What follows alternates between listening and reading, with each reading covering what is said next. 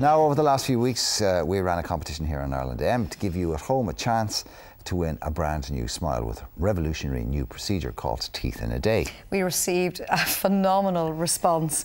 It fried our email server. It did. You practically crashed TV3 by responding. Insane. But there could only be one winner, and we're delighted to be joined by that winner this morning, and it is the very lovely Carmel Fitzpatrick, along with Dr. Thomas Linehan from Seapoint Clinic. You're both very welcome this morning, Tom and Carmel. Carmel, congratulations. Thank you. You can barely stop smiling, even though you hate smiling because you don't like your teeth.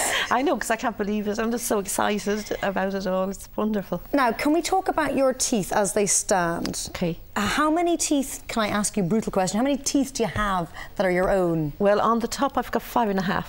That's a long story, yes. Okay. And 6 are on a denture plate. I've had that for about 5 years. We're seeing pictures of your teeth now, and I don't want to be cruel, but they're not looking great. No. Okay, is that fair enough to say? An understatement, I would say, Sinead. So, and let's go back to why they became to look like this. When you were quite young, when you were only 10, you had a really horrific and traumatic experience at the dentist. Can you take us through that? I had a back tooth extracted, and that night when I was sleeping, my parents checked before they went to bed and found that there was blood everywhere where it had hemorrhaged, and I ended up being taken to the hospital, which at 10 years old, in the middle of the night, you wake up in the hospital, and they had to plug the tooth, and I always remember the doctor said it was because of the barbaric fashion in which it was extracted. So naturally that didn't instill me with a love of going to the dentist, as you can imagine. So over the years, you know, I would have gone for, you know, actually only when I was ever in pain would I have gone, you know, as a last resort. And gradually, you know, things just get worse, and I was a smoker and loved sweets and stuff like that. So a combination of that horrible incident and then just not looking after them. Exactly, just neglect and fear, really, you know. And so I end up now, you know, at this stage, and you're saying, I cannot go on like this, you know. So you've got a big day coming up soon, haven't you? Oh, my son's wedding, yes, I can't wait.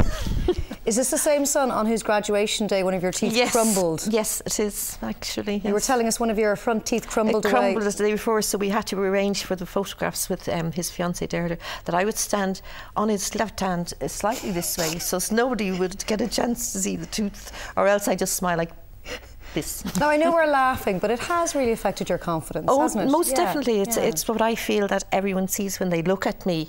And, you know, I would be very self-conscious of talking to people that I don't really know, you know, and I would, you know, be like this. Just cover your mouth. Yeah, you just feel that's all. When was the last time you smiled in a photograph?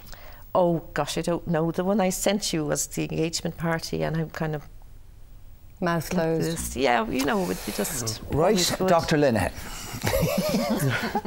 This, you were just saying to us before you come on, this is the kind of work that you live for, because you kind of go, right, now we can show what this can do and what a difference we can make. Every day I meet people just like Carmel who give the same stories of having problems at the dentist when they were a child, or some reason that has stopped them from going and getting health care, you know, done regularly at the dentist. And when we meet people like that, I suppose what I commonly hear from them every day is that they just never thought that there was a solution for them, that they could at their stage go and get things solved.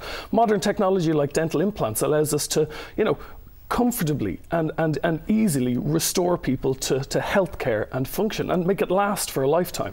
It's a real pleasure to do. Old-fashioned dentistry was always about things crumbling in people's mouths, things getting worse, and people always had this sense of things deteriorating in their mouth. It doesn't have to be that anymore. Carmel and I would be of the same generation, and I don't know any of our generation who actually enjoyed going to the dentist.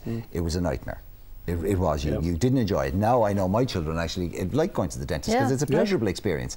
So there's been a sea change. Also, dental care is much more important now. It is. It's you know, it's part and parcel of your social armour. I mean, there's something wrong with you if you don't have nice teeth these days. Yes. Yeah. Well, they didn't have the technology in years gone by in order to hold on to people's teeth. It was almost assumed that people would have to lose teeth, and sure, why not take them out early to get people used to dentures at a young age? You know, we want to put dentures in the bin. They're a dinosaur technology. They really are. Nobody should have to endure one. So what are you going to do for Carmel? And you're going to do this very very quickly, which I'm amazed at, Tom.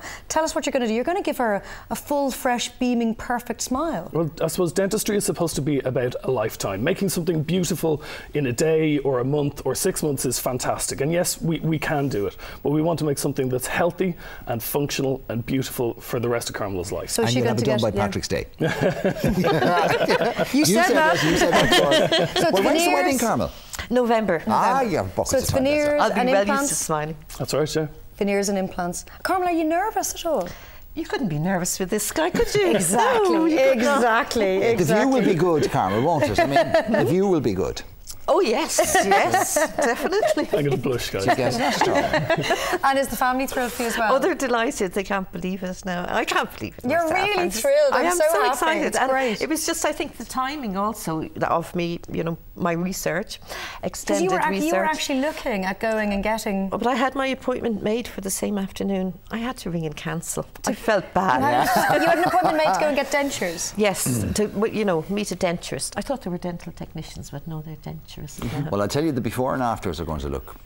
They're going to be something special. Can I just say, I think you're very beautiful as you are. Oh, thank you're you. really smiley and friendly and Thank you. happy, which is lovely. Thank you. But you'll look absolutely perfect I for the know, son's I big can't day. wait. I know. Can't wait. Thrilled for you. All right, Dr. Linehan. No better man for it. And you. obviously, Tom, Thank people you. are And looking. thanks a million. You're very welcome, Carmel. People are looking at Carmel going, that's me. They can contact Seapoint Clinic and you can work your magic on them as well. Of course. Right, coming up after 9, we'll have breakfast with a renowned Irish singer, and we'll be meeting Jonathan McRae of the hit quiz show, The Lie, which we did so phenomenally well. You're going to see us being really rubbish on it. It's all my fault. It's my fault. I bullied her into it. Right. Andrea will also be here with some great looks from Bababu.